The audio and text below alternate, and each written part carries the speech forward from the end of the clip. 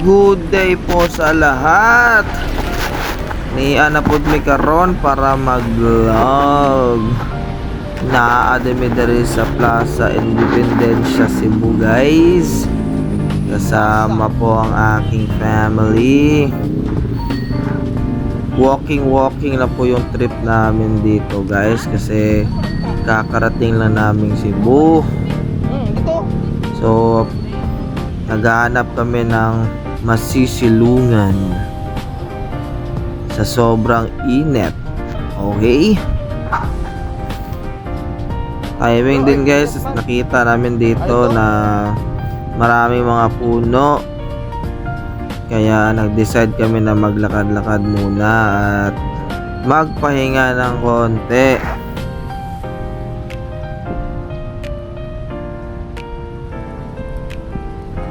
Itong Plaza Independencia pala, guys, isa pala itong historic na nasa gitna siya ng Cebu City, na may Barangay San Roque, Cebu. Okay, at ingon daw nila, sabi nila, dito din daw matagpuan yung ito na nga yung Fort San Pedro, which is sabi nila is ang oldest port in the Philippines. Yes. Grabe yung picture nila, guys. Yung mga turista, guys, marami. At isa na kami doon. Siyempre, magpapahuli ba naman tayo? So, picture na naman tayo. Hindi tayo magpapahuli basta mga ganyan, guys, ha? 1, 2, 3. Okay? Yeah, 1, 2, 3. Isa pa. Ito yung mga binilt na mga Spaniards, yung Jamir, lingi. Spanish era, colonial era. 1, 2, 3. Itong Fort San Pedro, 1, 2, 3.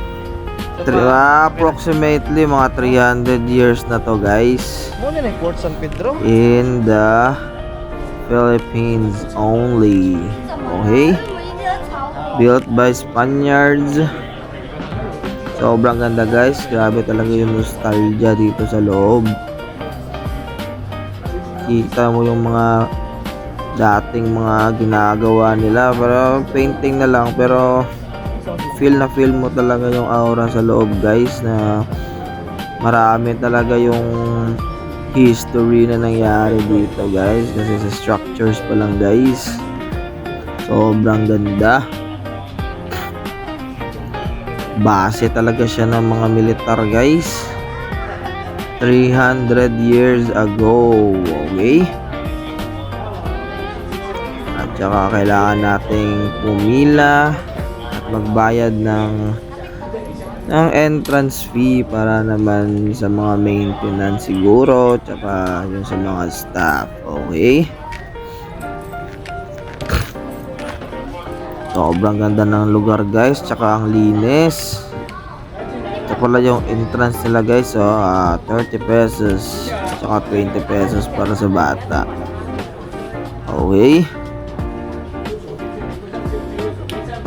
yan, tamang payment lang tayo dito, guys, ha. Hintay tayo. Yan na nga, pumasok na si Kid. At sobrang excited na makita yung mga cannon. Sabi nila may mga cannon dito sa loob, eh. Okay. May narinig akong magandang musika. Okay, Spaniard style, Spanish style. Wow, galing. Wow, ang galing naman. At saka meron ding mga mga nagko-cosplay ng mga Spaniards panahon ng gera, pero mababait naman. Wala naman, eh. Okay na siguro ganun sa. Tsaka dito, guys, Okay na siguro. inakyat na namin kung ano makikita dyan sa taas, guys, kasi wala kami idea, eh. Pero sabi nila may mga kanyon na I mean, dito. mga Sige, sulod, eh. tubukan natin, guys. Ala, na kanyon bay. Tamang lakad lang tayo, guys, ha. Maraming mga turista, guys, mga foreigners. Okay. Kanyon. Alright. Totoo ang balita, guys. May mga kanyon talaga, guys, oh. Kanon, oh. So, Sige, legit. sa kanon, sige. Isa talaga siyang Fire, fortress. kanon. Isang base militar. Noong Kanon, sige. 17th century. Okay. Oh, hinila pa ni Kid, oh. Kala niya kaya niya. Structures. Alright. Structures, bro. Oh? Ang ganda ng chilling spot dito, Yeah. guys. May nakita akong structure, oh. Restricted, data na dali, bro. Pero paglapit ko, Electrical room. isa pala itong electrical room, guys. Electrical room, bro. Bawal dito, bro. Kaya hindi na natin ito inabala pa. Ha!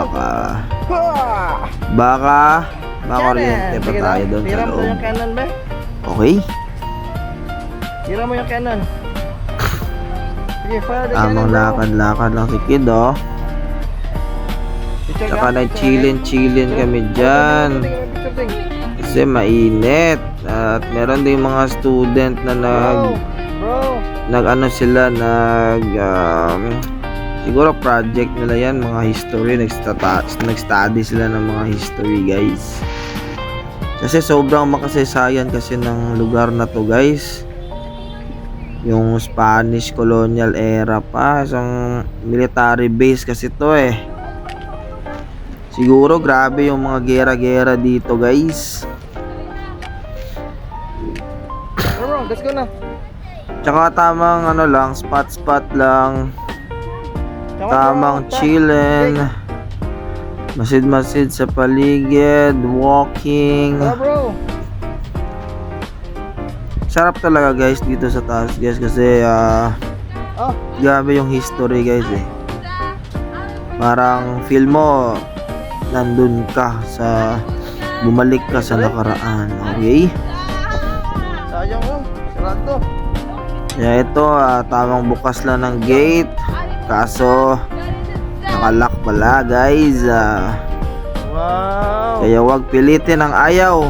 Baka pumayag. Okay? It's a fortress, bro.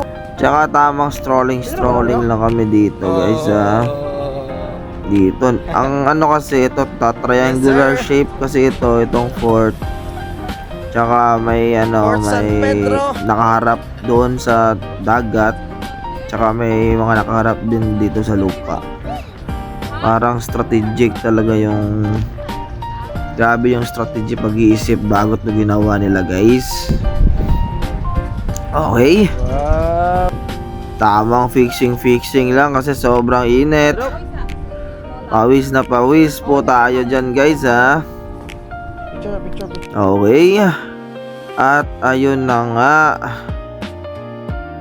Dito nakahanap kami ng spot, guys, kung saan kami uupo at mag-aantay ng oras. Okay? Palihog na lang pagkog like and share sa atong video, guys. Salamat!